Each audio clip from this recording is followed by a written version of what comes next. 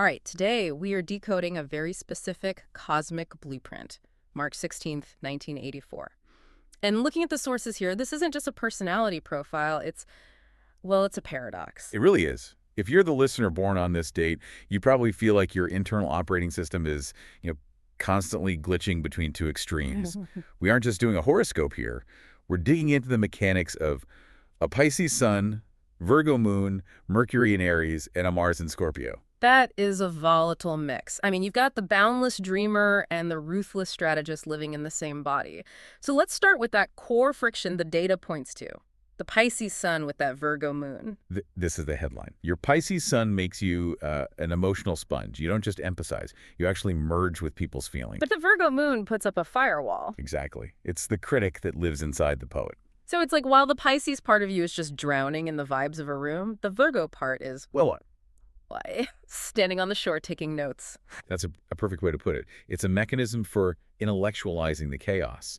The sources call it a tug of war between, earthy realism and watery intuition. Okay. You feel everything so deeply, but you have this compulsive need to categorize it all, to put it in a box just to make it feel safe. Which probably brings us to the biggest misconception people have about you.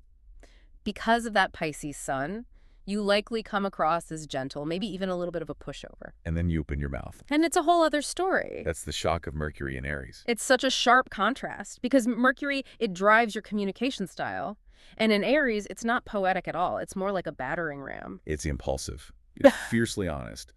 The data suggests that despite that soft exterior, your mind just races in this. Yeah. You have this hair-trigger instinct for truth and justice. So in a debate, the dreamy Pisces just vanishes. Completely. And all of a sudden, you're dealing with this fiery, direct person who just cuts straight to the bone. And that connects to your drive, too.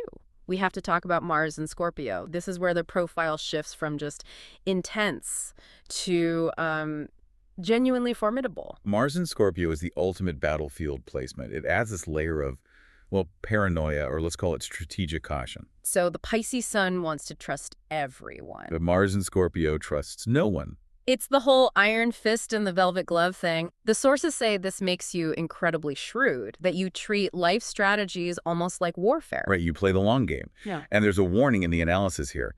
Do not cross this person. Mars in Scorpio has a legendary memory for betrayal. Wow. You might be crying over a sad movie 1 minute, but if someone threatens your security, you are plotting a takedown with, military precision. It's a survival mechanism then.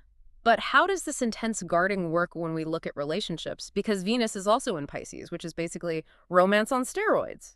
And that's the danger zone. Venus in Pisces is pure empathetic poetry. You want to completely dissolve into your partner, but because you have that Scorpio edge, you're terrified of doing it with the wrong person. So you have this deep craving for a soul bond, but you're vetting potential partners, like a forensic scientist. And that's where Saturn in Scorpio comes in. It's the lesson. It forces you to learn about conscious boundaries. The challenge in your chart isn't about learning to love. It's about learning who is safe to love. Otherwise, you just get overwhelmed. Exactly. The source material warns you can become a drama queen, just completely weighed down by everyone else's baggage.